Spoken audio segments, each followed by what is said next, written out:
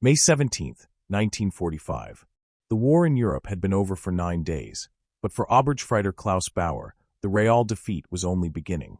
Through the narrow slats of a converted cattle car rolling across the American heartland, the 34-year-old veteran of Stalingrad watched a landscape that seemed to belong to another planet. Endless fields of green wheat stretched to horizons unmarred by bomb craters.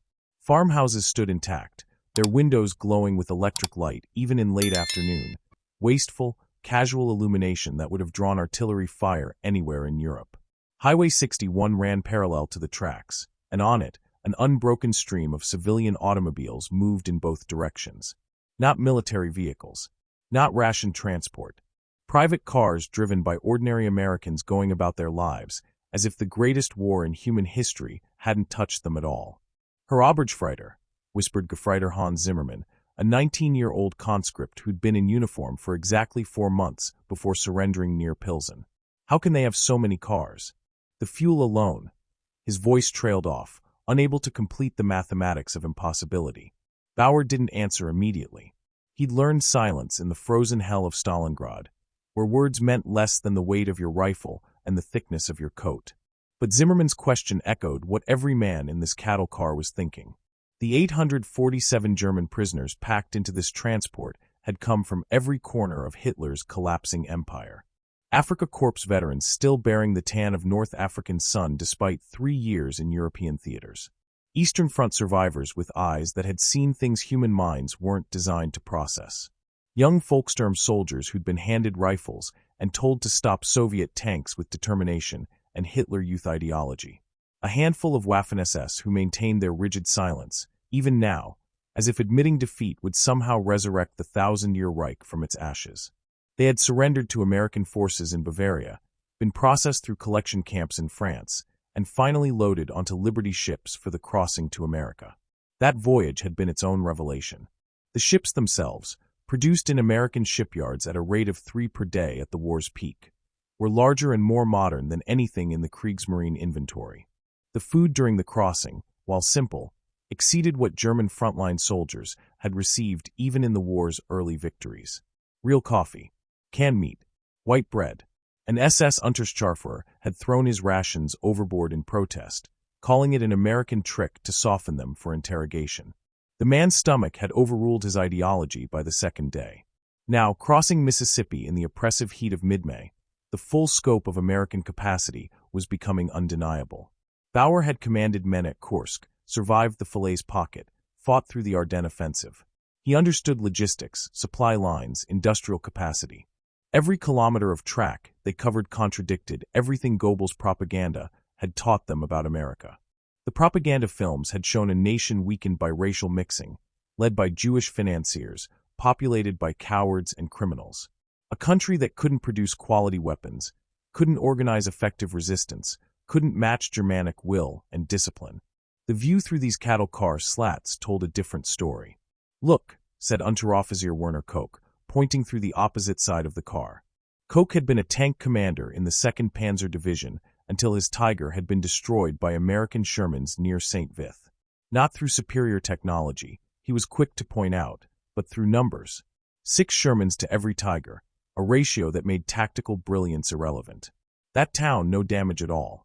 The train was passing through a small Mississippi town, population perhaps 5,000. Every building stood intact. The main street bustled with activity. Cars parked diagonally, shop fronts displaying goods behind unbroken glass, civilians moving with the casual confidence of people who'd never heard artillery. A movie theater marquee advertised the latest Hollywood production. Children rode bicycles. Women carried shopping bags that appeared full. "They're not even rationing," Koch continued, his voice carrying an edge of hysteria. "Look at that grocery store, the windows." He couldn't finish. Through the glass storefront, the Germans could see shelves stacked with products. Not the empty shelves of Berlin, not the ration distribution centers of occupied territories. Abundance. Casual, almost careless abundance. A woman emerged carrying 2 full bags, placed them in the trunk of her car, and drove away. She'd probably complain about wartime shortages over dinner, unaware that her sacrifice represented more food than a German family might see in a month. The psychological impact rippled through the cattle car like a shock wave. These were men who'd been told sacrifice was necessary, that German discipline and efficiency would overcome American material advantage. The Führer had promised that war would triumph over resources, that one German soldier was worth 10 Americans. These men had believed it because they had to believe it. Belief had been the only thing sustaining them through frozen Russian nights, through Allied bombing, through the slowly tightening noose of encirclement. Now, watching American civilian prosperity glide past their prison transport, belief crumbled like ash. "My daughters are eating potato peels," Bauer said quietly, pulling a folded letter from his pocket. It had reached him in the collection camp, one of the last pieces of mail from Germany before the surrender. His wife's handwriting, usually precise, had become shaky. "The British occupation zone is distributing 800 calories per person per day." That's what she wrote. 800 calories. "My youngest is 6 years old." He looked at the passing town. "How many calories do you think that woman who just drove away consumes in a day?" Nobody answered. The mathematics of defeat weren't something they wanted to calculate. The train rolled on through the afternoon, carrying its cargo of disillusionment deeper into the American South. They passed farms where mechanized equipment, tractors, harvesters, trucks, sat in fields being worked. Not horse-drawn plows, not manual labor. Machines. The kind of agricultural mechanization Germany had dreamed of implementing across occupied Eastern Europe, but never achieved. One farm had what appeared to be dozens of cattle grazing in a verdant pasture. Beef. Real meat. The kind that had vanished from German tables years ago, reserved for frontline troops, and then, eventually, no one. As evening approached, the train slowed, approaching their destination. Camp Clinton, Mississippi, one of hundreds of POW camps scattered across America, housing over 400,000. German prisoners by war's end. The men pressed against the slats, trying to see what awaited them. They expected guard towers, machine gun emplacements, perhaps forced labor details. What they saw was a well-organized facility with neat barracks arranged in orderly rows, a large mess hall, recreational areas with what appeared to be volleyball courts, and American guards who looked almost bored. No brutality. No chaos. Just bureaucratic efficiency. The cattle car doors opened, and German officers among the prisoners instinctively began organizing the men into formation. American MPs watched with mild amusement, not bothering to intervene. "Welcome to Mississippi, gentlemen," announced a U.S. Army captain through a translator. His accent was casual, lacking the martial tone German officers would have used. "You will be processed, assigned barracks, and fed. Medical personnel will examine anyone requiring treatment. Tomorrow, you'll be briefed on camp rules and work assignments. For now, follow the NCOs to processing." The processing took 3 hours. Each prisoner was documented, photographed, and given a brief medical examination. Many were found to be malnourished, suffering from untreated injuries, or showing symptoms of diseases that American military doctors hadn't seen outside of medical textbooks. Zimmerman, the young Gefreiter, was immediately put on a weight gain protocol. At 19 years old, he weighed 52 kilograms, roughly 115 pounds. "Jesus Christ," muttered the American medic examining him. "How long has this kid been starving?" The translator didn't pass that along. After processing, they were led to a large mess hall for their first meal in American captivity. The room fell silent as prisoners filed in and saw the serving line. Stainless steel counters, steam rising from warming trays, American cooks in clean uniforms serving portions with industrial efficiency. The smell alone, real food cooked with fat, seasoned with spices, made some men dizzy. Bauer moved through the line in a daze, watching his metal tray fill with more food than he'd seen in a single meal in 2 years. White bread, real butter in paper wrapping, canned fruit cocktail, fresh milk, a thick slice of meatloaf, mashed potatoes with brown gravy, green beans. "This is a trick," hissed an SS Obergefreiter named Schmidt, whose uniform markings had been removed but whose bearing remained rigidly National Socialist. "They're fattening us for interrogation. Don't trust it." But his hands shook as he said it, betraying the growling of his stomach. Men sat at long tables, staring at their trays with expressions ranging from confusion to barely controlled emotion. Some began eating slowly, methodically, as if afraid the food might vanish. Others attacked their meals with desperate hunger, shoveling food into mouths that had forgotten what fullness felt like. Zimmerman ate 3 bites of bread and butter, then rushed to a corner and vomited. An American guard, instead of punishment, handed him a cup of water, and said something the boy didn't understand. The tone was almost kind, paternal, the same tone you'd use with a sick child. This made it worse somehow. The enemy wasn't supposed to show mercy. Mercy required them to acknowledge that these guards saw them as human beings, not Untermensch, not subhuman enemies. That acknowledgement carried implications too vast to process. Herr Obergefreiter, Koch whispered, leaning across the table. The tank commander's eyes were wet. This is their minimum. For prisoners. This is what they consider adequate for defeated enemies. The weight of that statement settled over the table like a shroud. If this represented the bare minimum of American provisioning, what did their abundance actually look like? How vast were the resources of a nation that could feed hundreds of thousands of enemy prisoners better than Germany could feed its own soldiers?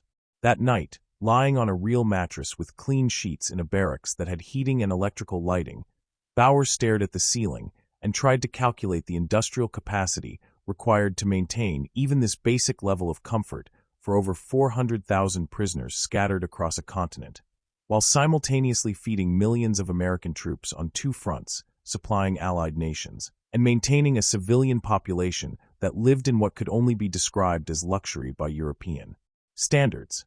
The numbers didn't work. Couldn't work. Unless everything they'd been told was a lie. Unless the American industrial machine was so vast, so efficient, so automated that supporting a global war while maintaining near-peacetime domestic standards wasn't even a strain.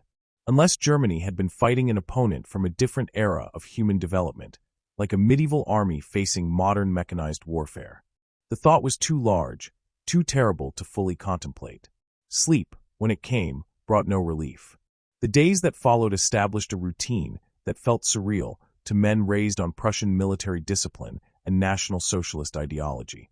Morning roll call, work assignments, meals that continued to exceed what German civilians were eating back home, recreational time, evening return to barracks. The work itself was often agricultural. Mississippi farms were desperate for labor with so many American men still overseas, and paid according to Geneva Convention standards. 20 cents per day in camp scrip, which could be used to purchase cigarettes, candy, and toiletries from the camp canteen. The canteen itself was another psychological blow. Shelves stocked with consumer goods. Chocolate bars, Coca-Cola, cigarettes of multiple brands, toothpaste, soap, razor blades, magazines, all available for purchase with the pittance they earned from work details. Not rationed, not limited, just available. Some prisoners refused to participate, maintaining ideological purity through deprivation. Others, particularly the younger soldiers, embraced it with the desperation of men who'd been denied ordinary pleasures for years. The split between resistance and accommodation began creating tensions within the prisoner population. 3 weeks into captivity, on June 8, 1945, Bauer found his name on a work detail roster. 40 men assigned to a labor project in nearby Clinton, Mississippi. Light construction work, the orders specified, repairing a church roof damaged in a storm. The detail assembled after breakfast, loaded into a canvas-covered truck, and departed under the supervision of 4 American guards who carried rifles with a casualness that suggested they didn't expect to use them. The truck rolled through the Mississippi countryside on a perfect early summer morning. Through the open back, prisoners could see farms being worked, children walking to school, normal life proceeding as if war were something that happened on other continents to other people.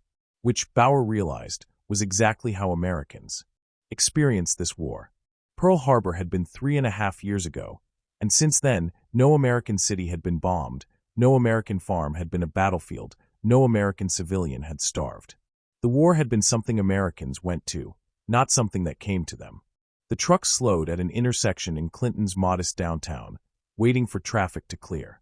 Across the street stood something that made several prisoners gasp audibly. A building unlike anything they'd seen, streamlined modern, with a distinctive design featuring golden arches rising above a red and white tiled structure. Large windows revealed an interior that seemed to glow with cleanliness. Cars were lined up at what appeared to be a service window on the building's side. A sign declared McDonald's speedy service system, 15 cents hamburgers. Was this DOS? Zimmerman asked, pressing against the truck's side to see better. What is that? One of the American guards, a corporal from Iowa named Miller, who'd picked up some German during the occupation, understood the question. That? It's a McDonald's. Drive-in restaurant. New thing, they're popping up all over. You order through that window, they make your food right there, hand it to you in a couple minutes.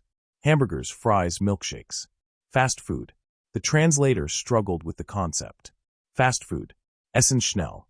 Food made quickly, served to people in their cars, mass-produced like ammunition or uniforms. A restaurant operating on assembly line principles. The prisoners stared with the fascination anthropologists might show discovering an unknown civilization's most alien customs. The truck moved forward, but Corporal Miller noticed the intense interest. On impulse, later, he'd say he didn't know why he did it, maybe feeling generous in victory, maybe just wanting to show these defeated Germans what they'd been up against. He called to the driver. "Hey, pull over at that McDonald's. Let's get these boys some lunch." The driver looked uncertain. "That authorized, Corp?" Miller shrugged. "It's my responsibility. Besides, it's on our dime, not Uncle Sam's. Come on, when else they gonna get to try a real American hamburger?" The truck pulled into the McDonald's parking lot, creating an incongruous scene. A military vehicle full of German POWs at a civilian restaurant. The few American customers stared, but didn't flee or protest. The war was over. These weren't dangerous enemies anymore, just defeated men in faded uniforms with PW stenciled on their backs. Miller approached the service window and placed an order that would have fed a Wehrmacht platoon for 2 days. 40 hamburgers, 40 orders of fries, 40 Cokes. The teenager working the window, probably 17, certainly too young to have served in combat, called the order to the kitchen without any particular surprise. In a McDonald's operating on the speedy service system, large orders were routine. Ray Kroc's vision of assembly line food preparation could handle volume that would overwhelm a traditional restaurant. The German prisoners remained in the truck, watching through the windows as American families pulled up, ordered, received food, and drove away. The speed of it, the sheer mechanized efficiency, was mesmerizing. Order placed, food prepared, transaction completed, customer departed. The entire process took minutes. No ration cards. No waiting in queues. No shortages. Just point, pay, receive. Industrial abundance applied to lunch. When the order was ready, remarkably, it took less than 10 minutes to prepare 40 complete meals. Miller and another guard carried paper bags to the truck. "All right, gentlemen, lunch courtesy of the U.S. Army. Or technically, courtesy of me and Davis here, but who's counting?" He began distributing paper-wrapped bundles and wax paper cups of Coca-Cola. "It's a hamburger. Ground beef on a bun with pickles, onions, ketchup, and mustard. And fried potatoes. And Coke. Eat up." Bauer unwrapped his hamburger slowly, as if it might explode. The wrapping itself was sophisticated, designed specifically to keep the food hot and contained, printed with the McDonald's logo and operating instructions. Disposable. Meant to be thrown away after a single use. The amount of paper, printing, and engineering that went into a throwaway wrapper probably exceeded the resources Germany could spare for military dispatch bags. He lifted the bun and examined the contents. A perfectly circular beef patty, clearly formed by a machine. Uniform slices of pickle. Precisely measured condiments. This wasn't food prepared by a cook. This was food produced by a system. Manufactured. Like rifles or tank parts. He bit into it, and the taste, salt, fat, sweetness from the ketchup, the particular flavor of American industrialized food production, hit his palate like a physical blow. It wasn't fancy. It wasn't haute cuisine. It was simple, cheap food designed for mass consumption. And it was the most American thing he'd ever experienced. Not just the taste, but what it represented. A nation so wealthy, so industrialized, so far beyond scarcity that it could create an entire industry around convenient, disposable food served to people in their automobiles. Around him, the other prisoners were having similar reactions. Some ate quickly, hungrily, barely tasting what they consumed. Others ate slowly, mechanically, their eyes distant. Zimmerman took one bite and began crying silently, tears running down his young face as he continued eating. Coke, the tank commander, ate half his hamburger, then carefully wrapped the remainder and tucked it into his pocket as if saving it might somehow preserve a piece of proof, evidence that this impossible abundance was real. But Schmidt, the SS Obergefreiter who'd maintained ideological rigidity throughout captivity, had a different reaction. He stared at his hamburger for a long moment, then with deliberate force, threw it to the ground. "Nein," he said loudly, standing in the truck bed. Neen, this is a trick. American weakness disguised as plenty. They try to corrupt us with their materialism, their hollow abundance. We are soldiers of the Reich. We don't. Shut up, Schmidt. Bauer's voice was quiet, but carried absolute authority. The older man's eyes, when he looked at the SS officer, held something that made Schmidt actually step back. Shut up and listen. Do you hear it? Schmidt fell silent, confused. What do you hear? Nothing. I hear nothing. Exactly. Bauer gestured around them, at the parking lot, the town, the clear sky above. No artillery. No bombers. No air raid sirens. This isn't a trick, you fool. This is real. This is what America looks like. What it's always looked like. This, he held up his half-eaten hamburger. This throwaway meal served through a window to people in cars. This is what we were fighting. The words hung in the humid Mississippi air like an indictment. Schmidt opened his mouth to argue, to defend, to maintain the ideology that had defined his adult life. But no words came, because Bauer was right. The evidence was literally in their hands, wrapped in disposable paper, produced by teenagers who'd never seen combat, served with casual efficiency that demonstrated systematic organization beyond anything the Wehrmacht had achieved even at its peak. Do you understand yet? Bauer continued, and now his voice carried the weight of every battle he'd survived, every comrade he'd lost, every frozen night at Stalingrad when they'd eaten horses and rats to survive. They could do this, he gestured at the McDonald's, at the cars, at the abundance surrounding them, while building 100,000 aircraft, while launching fleets across 2 oceans, while feeding the Red Army, while manufacturing ammunition that they could afford to fire at training ranges just for practice. He took another bite of his hamburger, chewed deliberately, swallowed. We were eating boot leather at Stalingrad. We were rationing ammunition at Kursk. We were sending children into battle in Berlin with rifles that had no bullets. And he pointed at a family of 4 pulling up to the McDonald's service window, ordering without any apparent concern about cost or availability. They were doing this. This was always here. This casual, thoughtless plenty. Werner Koch, the tank commander, spoke up, his voice hollow. 6 Shermans for every Tiger. That's what we faced at St. Vith. 6-1.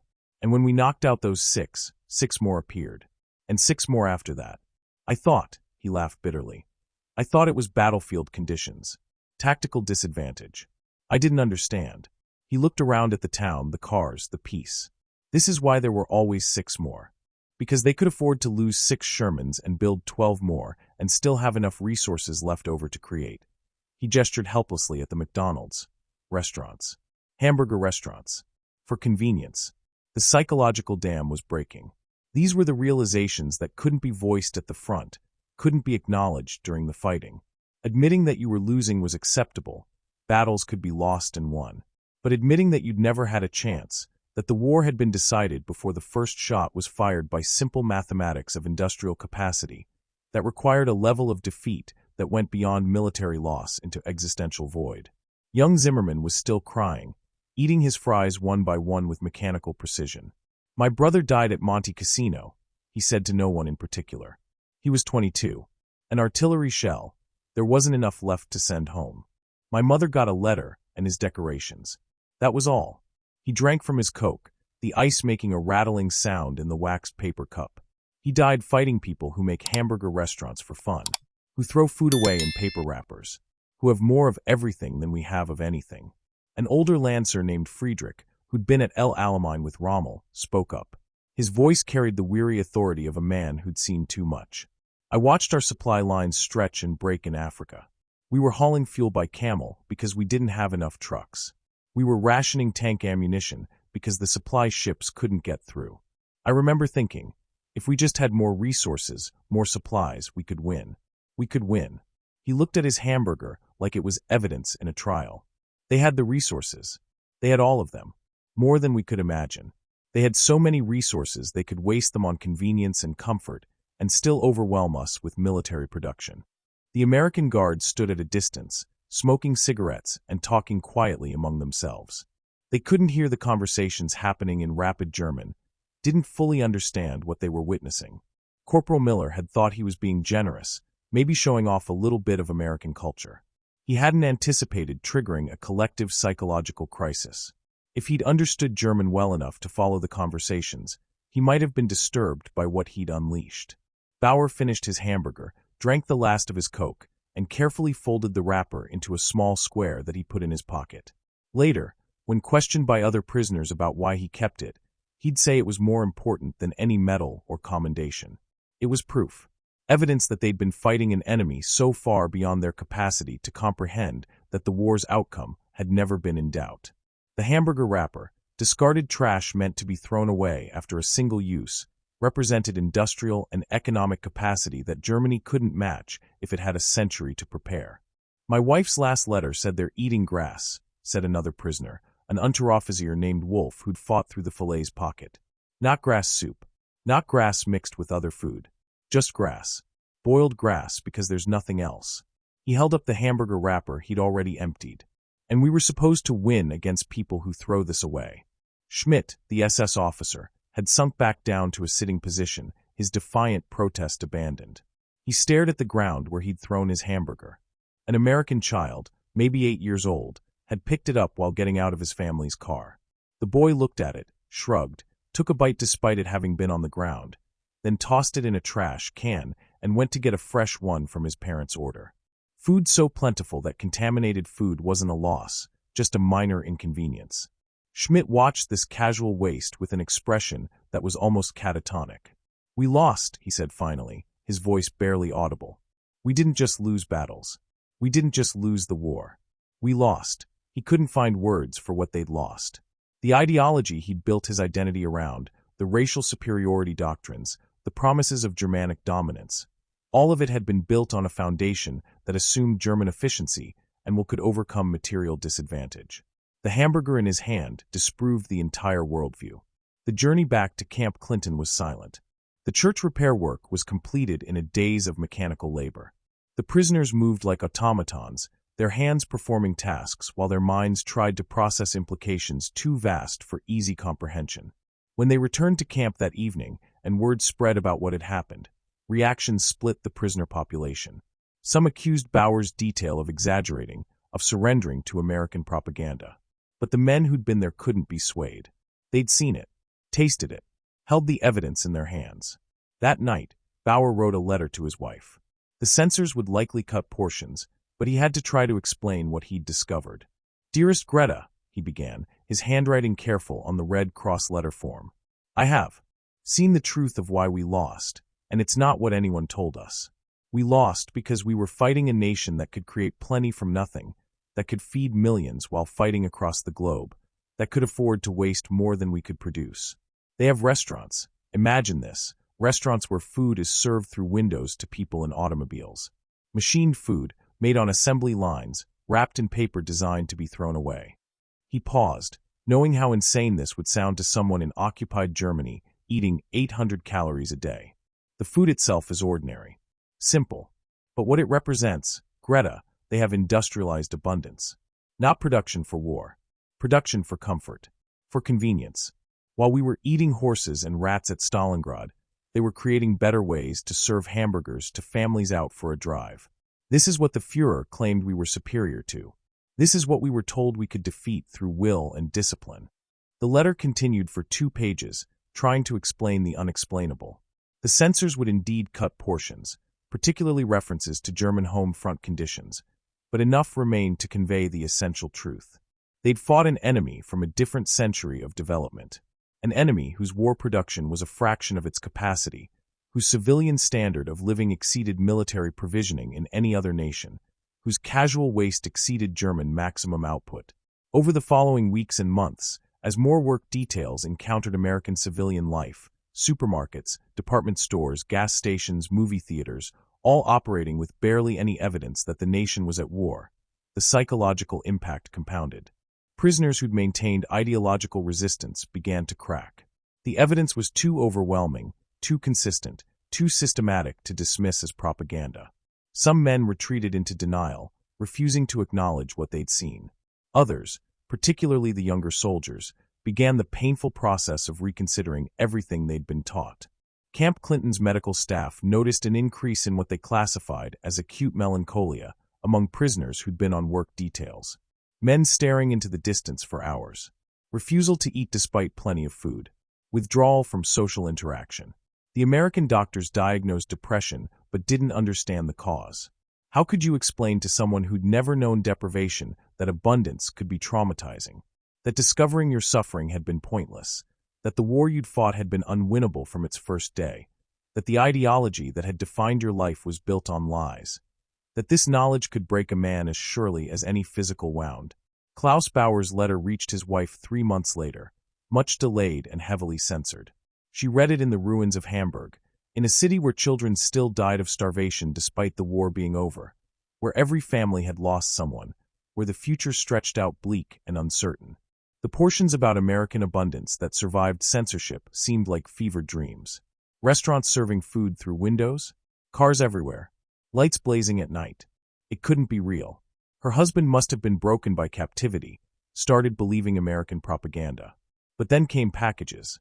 Care packages from American charity organizations distributed through the Red Cross. They contained canned goods, chocolate, coffee, powdered milk, things that hadn't been seen in Germany in years. The chocolate alone, casually included as if it were ordinary, represented more wealth than most Germans could accumulate in months. The packaging, the casual inclusion of luxuries, the sense that these were just routine charitable donations rather than precious resources. It confirmed what Klaus had tried to explain. They'd been fighting that casual, systematic abundance, that industrial capacity so vast it could wage total war and still maintain civilian comfort, that organizational efficiency that could create supply chains stretching around the world while also ensuring every small town had grocery stores full of food. The defeat wasn't just military. It was philosophical. The entire structure of Nazi ideology had been built on premises that reality had disproven. German superiority was a myth. American weakness was a lie. And the cost of believing those lies was everything they'd lost. Years later, when historians would study the psychological impact of captivity on German POWs in America, they'd identify what came to be called abundance shock. The traumatic realization that the deprivation they'd endured wasn't necessary, wasn't universal, wasn't even normal. That there were nations where such plenty existed, that waste was routine. But the official histories would rarely capture the specific moments of breaking. The scholarly papers wouldn't include testimonies about crying over hamburgers or the silence of men holding disposable wrappers like religious relics. Klaus Bauer returned to Germany in 1947, one of hundreds of thousands of POWs released after the war's end. He found his family alive, but living in circumstances that made his descriptions of America seem even more impossible. His daughters had survived on food aid barely adequate to sustain life. His wife had aged a decade in the war's years. Their home was gone, destroyed in the firebombing. They lived in a refugee shelter where 6 families shared 3 rooms. He never threw away the hamburger wrapper he'd saved. Kept it folded in his wallet, a thin piece of printed paper that became more fragile with each passing year. When people asked why, and many did, finding it odd that he'd preserve what was clearly American trash, he'd give different answers depending on his mood. Sometimes he'd say it was a reminder. Sometimes he'd say it was evidence. But the truest answer, which he rarely voiced, was that the wrapper represented the exact moment when his world had ended. Not at Stalingrad, where he'd nearly frozen to death. Not in Normandy, where he'd watched his unit get destroyed.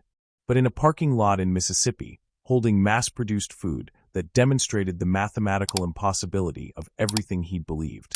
The McDonald's in Clinton, Mississippi, continued operation for decades after the war. It eventually closed, replaced by newer facilities and changing consumer patterns. If any marker or plaque ever commemorated the strange scene of German POWs experiencing American fast food in June 1945, it's long gone now. The incident was too small for official histories, too odd for memorial purposes, too complicated to fit into neat narratives about victory or defeat. But for 40 German soldiers, that meal represented something more significant than any battle. It was the moment when the abstract concept of defeat became concrete. When they understood that they hadn't lost to better tactics or braver soldiers, but to a nation whose industrial capacity was so vast that it could mechanize comfort itself.